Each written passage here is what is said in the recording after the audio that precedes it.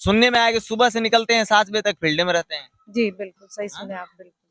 तो फॉर्च्यूनर गाड़ी में चलने वाला आदमी इतना पैदल कैसे चल रहा है? लगभग 10 साल बेगूसराय को छोड़कर वो चली गई कल्पवास में और उनका ये खत्म हुआ और फिर आके अभी वोट मांग रही हैं। ऐसा नहीं है कि मैं बेगूसराय की जो राजनीति है उससे मैं अवगत नहीं थी। मैं भी पिछले 11-12 साल की जो कार्यकाल रहा है हमारे 2 महापौर का, मैं वो सब जानती हूँ।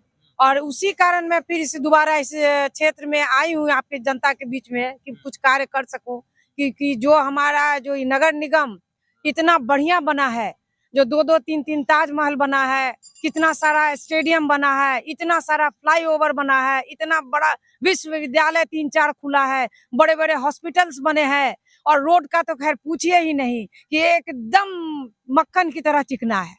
ना वहाँ कोई गिरता है, ना किसी का कोई दुर्घटना होता है और सारे चीज में हमारी बेगूसराय जो है पिछले 12 वर्षों से एकदम आगे है। लेकिन उन्होंने कहा कि एक संजय था धर्म महाभारत में जो सब दिखाता था। हम कहते हैं कि वो संजय था। आप तो भीष्म पितामह बन गए हैं, जो कि राजनीतिक मौत अब आपके इच्छा पे आपको लेना है, खुद लेना है। आप क्यों कौरव के साथ हैं? इतना फ्लाईओवर, इतना स्टेडियम, इतना विश्वविद्यालय, इतना हॉस्पिटल जो आप गिना दिए, वो सिर्फ आप ही को क्यों दिखता है, हम लोग को नहीं दिख रहा है? अभी तो मुझे ही सिर्फ दिखाई दे रहा है ना, क्या कि मैं एक चुनावी मैदान में हूँ खुदी हुई, अभी सिर्फ मुझे ही नजर आ रहा है अभी। और हमारी जनता नहीं देख रही है तो वो मेरा तो उसमें दोष तो नहीं। आप प्रत्याशी हैं इसीलिए आपको दिख रहा है ना? बाकी बात पब्लिक का अपना इशू है पब्लिक भैया। सब जानती है, ये पब्लिक सब जानती है। आपने प्रश्न किया कौरव और पांडव का, मेरे पास सिर्फ 5 पांडव ही हैं, हम लोग 5 ही हैं जी। और कौरव आप देख रहे हैं कि कहाँ से कहाँ सेना दौड़ रही है पूरे बेगूसराय जिला में। बेगूसराय के जनता से निवेदन है कि अपने यार टाइपराइटर छाप में हमरा वोट देतीन आ सब लोग आशीर्वाद देतीन, बड़ बुजुर्ग सब लोग। बेगूसराय नगर निगम क्षेत्र में चुनावी सरगर्मी तेज है और अब तो मतलब प्रचार करने का भी समय कम है। तो कल हम उपेंद्र बाबू से बात कर रहे थे, राजीव रंजन जी से भी बात किए, उससे पहले संजय जी से भी बात किए और संयोग देखिए कि अभी हम नगर निगम क्षेत्र के मोहन एगो गांव में हैं और हमारे साथ एगो और प्रबल दावेदार हैं, पुष्पा शर्मा जी हैं। मैम कैसी हैं आप? बहुत बहुत स्वागत है। एकदम ठीक है। एकदम ठीक है। सुनने में आया कि सुबह से निकलते हैं 7 बजे तक फील्ड में रहते हैं। जी बिल्कुल सही सुने आप, बिल्कुल। तो फॉर्च्यूनर गाड़ी में चलने वाला आदमी इतना पैदल कैसे चल रहा है? अब फॉर्च्यूनर गाड़ी ले लिए, फॉर्च्यून मेरा अच्छा था उस समय लिए और अब हम जनता के बीच में निकले हैं तो पैदल तो हमको चलना ही पड़ेगा। अगर हम नहीं निकले पैदल, डोर टू डोर नहीं गए तो जनता हमको कैसे पहचानेगी, इसीलिए हम निकले। चलिए कुछ कड़वे सवाल हैं हमारे, है ना, थोड़ा सा उससे भी मतलब पूछ ही लेते हैं।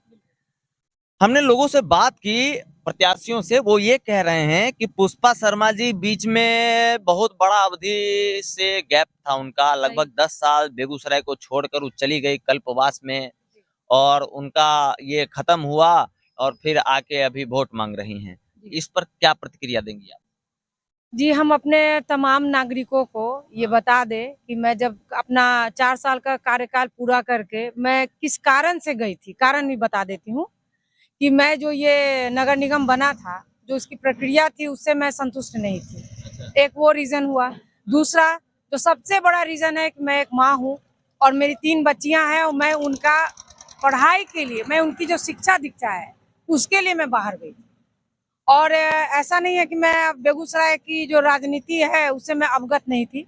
मैं भी पिछले 11-12 साल की जो कार्यकाल रहा है हमारे 2 महापौर का, मैं वो सब जानती हूँ।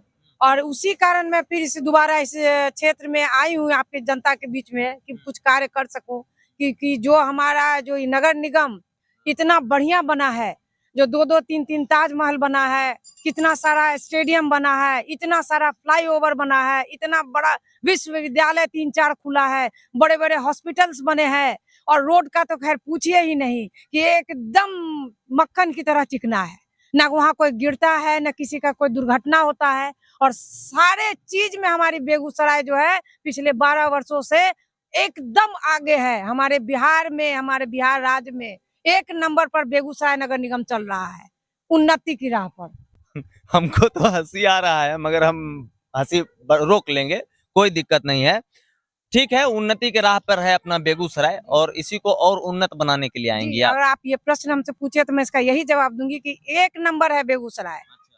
उसको मैं एकदम चाहती हूँ कि एक नहीं और एक बने 5 साल में, अगर आप मुझे जिता और आगे बढ़े, देश भर में, पूरे दुनिया में नाम हो कि बेगूसराय बिहार इन भारत में, और एक बिहार राज्य है उसमें एक जिला है जिसका नाम है बेगूसराय, उसकी जनता 1 नंबर, वहाँ का काम 1 नंबर, वहाँ के महापौर 1 नंबर, सारे चीज 1 नंबर पर है। लेकिन फिर भी मैं कुछ सेवा करने आई हूँ। क्या लग रहा है, जनसंपर्क कर रही हैं मैम, अब तो लगता है कल के बाद वो प्रचार वगैरह भी खत्म हो जाएगा, कल आखिरी दिन है, तो क्या लग रहा है, लोगों से मिल रही हैं, जनसंपर्क कर रही हैं, तो रिस्पांस कैसा है?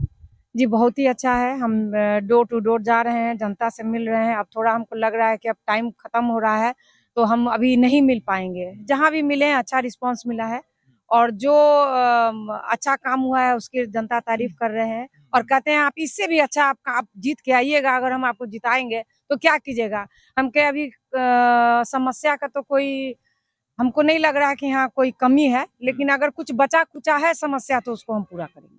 तो इतना फ्लाईओवर, इतना स्टेडियम, इतना विश्वविद्यालय, इतना हॉस्पिटल जो आप गिना दिए, जी।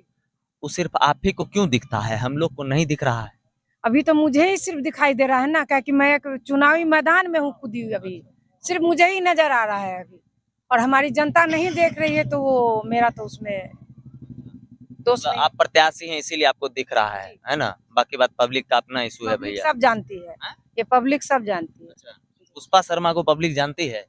जी, नहीं जानती है, उसीलिए तो मैं घूम रही हूँ कि लोग मुझे जाने हाँ। कि मैं पुष्पा शर्मा कहाँ से हूँ, क्या हूँ। और ये मैडम पाँव में आपका क्या हुआ? हम देखे कि में बहुत कुछ नहीं है, थोड़ा-सा हल्का-फुल्का था, अब ठीक हाँ। है। जी। चलिए हमारे साथ बॉबी भैया भी हैं, पुष्पा शर्मा जी के एकदम सक्रिय कार्यकर्ता हैं।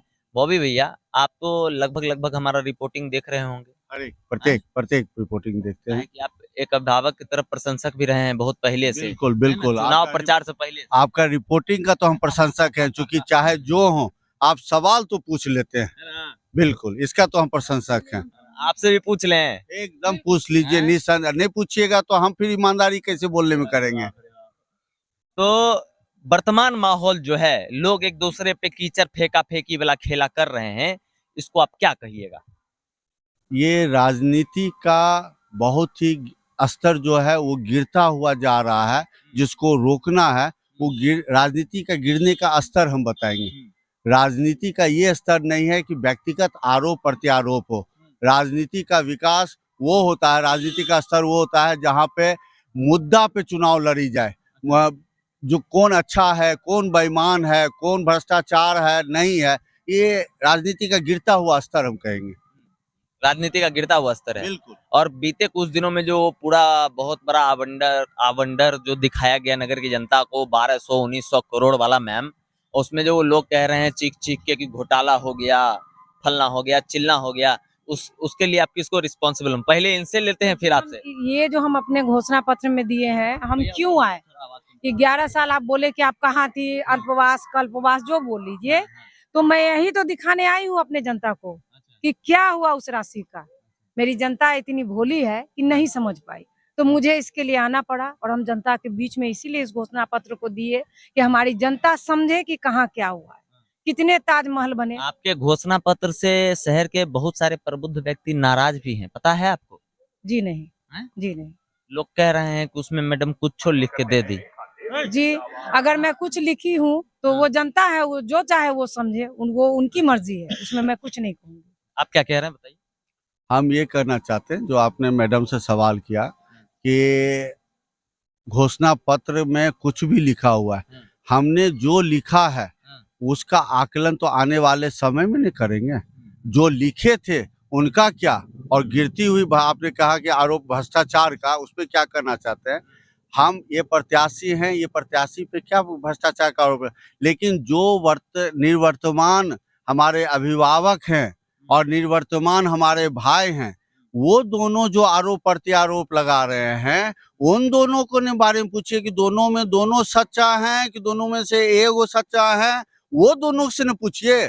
दोनों के बेटा के क्रिया बाबा भोला के यहाँ क्रिया खा आवे छियो, ई क्रिया खा, वो चोर है तो वो चोर। हम तो किसी को चोर नहीं कर रहे हैं, वो दोनों से पूछिए दोनों सही है कि एक सही है। तो बोल रहे हैं कि नगर निगम का चुनाव धर्म युद्ध है, एक कौरव और पांडव की लड़ाई है, तो मगर ये भी क्लियर नहीं कर रहे हैं कि कौन कौरव है और कौन पांडव। पांडव है, बिल्कुल आप उन्हीं से पूछ लीजिए। आप क्लियर कीजिए। क्लियर कर देंगे। हाँ, करिए। कल का उनका इंटरव्यू देखिए, सबसे पहले तो उनको हम प्रणाम करते हैं और दिल से उनको हम इज्जत देते हैं। लेकिन उन्होंने कहा कि एक संजय था धर्म महाभारत में जो सब दिखाता था। हम कहते हैं कि वो संजय था। आप तो भीष्म पितामह बन गए हैं, जो कि राजनीतिक मौत अब आपके इच्छा पे आपको लेना है, खुद लेना है। आप क्यों कौरव के साथ हैं? आप पांडव के साथ क्यों नहीं आ रहे हैं? क्यों नहीं आप बोल रहे हैं कि कौन सच्चा है कौन? ये वो कल का इंटरव्यू में हम बहुत इज्जत के साथ हम बता दें, उनका इतना इज्जत करते हैं कि अभी फोन आ जाएगा तो हम माइक छोड़ के चले जाएंगे। लेकिन वो जो कह रहे हैं मैं एक एक फाइल जानता हूं, मैं खोल दूंगा तो वो जेल चला जाएगा, बेल पे है। हम उनको कहते हैं आप छुपाए हुए क्यों हैं? ये जनता के साथ गद्दारी नहीं है। जनता का पैसा किसी ने गबन किया, वो फाइल आपके पास है तो आप बता क्यों नहीं रहे हैं कि किसके पास कितना पैसा कौन गबन किया है? ये छुपाना भी तो चोरी है ना। ये जुल्म क्यों कर रहे हैं? जुर्म है। वो ये हम गार्जियन हैं। वो किस परिस्थिति में भीष्म पितामह बन गए हैं कि हम कौरव के साथ ही लड़ेंगे? जहाँ तक आपने प्रश्न किया कौरव और पांडव का, मेरे पास सिर्फ 5 पांडव ही हैं, हम लोग 5 ही हैं जी। और कौरव आप देख रहे हैं कि कहाँ से कहाँ सेना दौड़ रही है पूरे बेगूसराय जिला में, तो वो आपके सामने ही है।